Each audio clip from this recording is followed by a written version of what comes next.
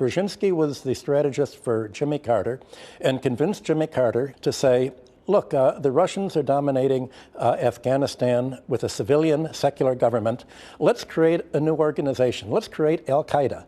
Let's back Osama bin Laden and give his supporters weapons to begin fighting the Russians, and we can pull a coup d'etat there, and the Russians will fight back, and then we'll say the Russians invaded.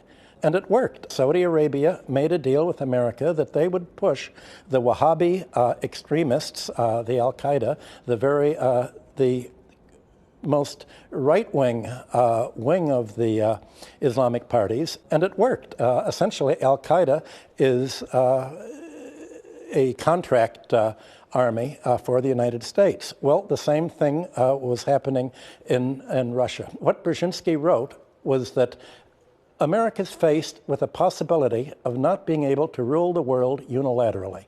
And that would be a disaster for democracy.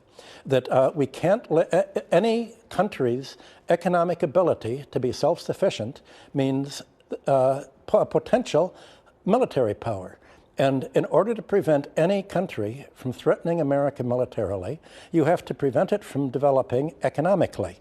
The American nightmare, Brzezinski wrote, was that Russia would get together with Germany and with Western Europe, creating Russian raw materials, German industry, and somehow, finally, Russia would become westernized. America, under Brzezinski's strategy, said this would be a disaster because if Russia's westernized, if it becomes democratic, if Europe and Russia are prosperous, then we cannot control them anymore, and they will have no reason to be NATO. We've got to stop Russia, and the place to stop this Russian-European conglomeration is to split it right at the border down Ukraine. Let's do in Ukraine what we did in Afghanistan. Let's back the crazies. Well, most of them are the former neo-Nazi groups that have been so prominent that fly the Nazi flag.